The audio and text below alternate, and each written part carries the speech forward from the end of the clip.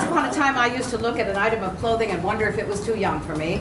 Now I don't even bother.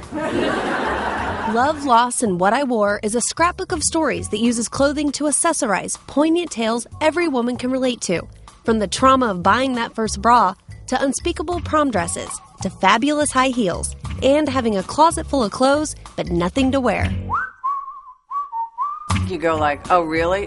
Someone's going to write a book about clothes and her life? Like, really? Really? And it's going to be good? Really?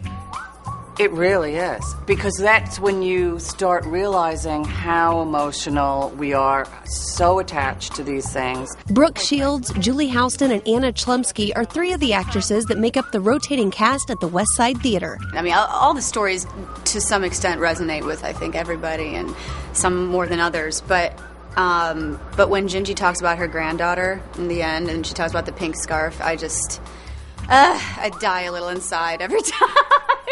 In a good way. They're vignettes about fighting cancer, mothers who disapprove, men who leave, and the clothes we wore at those defining moments in our lives. There are certain clothes that are associated with certain lovers, and I've been married twice, so, maybe in that sense more goes. Okay, I better shush. I, having grown up being a model, someone who put on other people's clothes and just gave them back. Like, I go in my jeans and my topsiders and my shirt and put the stuff on, and then put it off, and I never, ever had any connection personally to clothes. But her wardrobe looks a little different these days. She comes in like with these fabulous, like classic-y things, and then she'll have like this wonderful piece of jewelry on her arm or on her ear, and they're all kind of funky and fabulous, and it's like, wow. And because she doesn't look good. Whatever. Yeah, she didn't. But there's I think clothes for people are a sign of independence and a sign of affirming. Identity. Like I watch, and I watch my girls fight me. I don't remember ever fighting to wear anything. Brooke's favorite permanent thing in the closet right now? I have a scarf that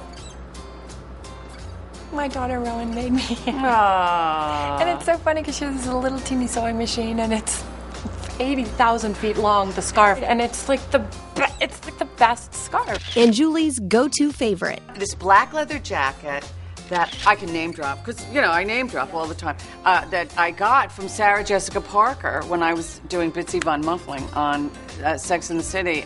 Anna's uniform growing up. I have a friend who's still my friend from second grade, and she says, I remember the first time I saw you, and our lockers were next to each other, and I thought you were so pretentious because you were wearing ballet slippers.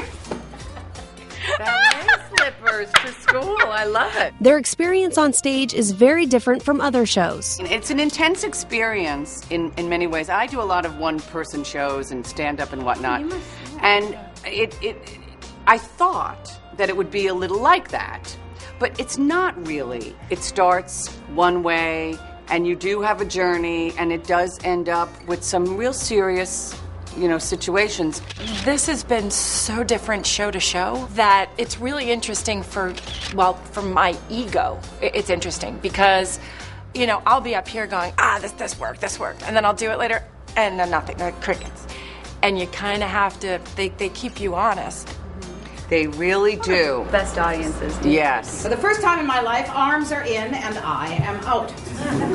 There's an age-old relationship between women, their bodies, and what they wear. These moments that have this sort of accompaniment of an article of clothing is really just, historically a psychological journey that women go through since they're little. Love, Loss, and What I Wore is one size fits all.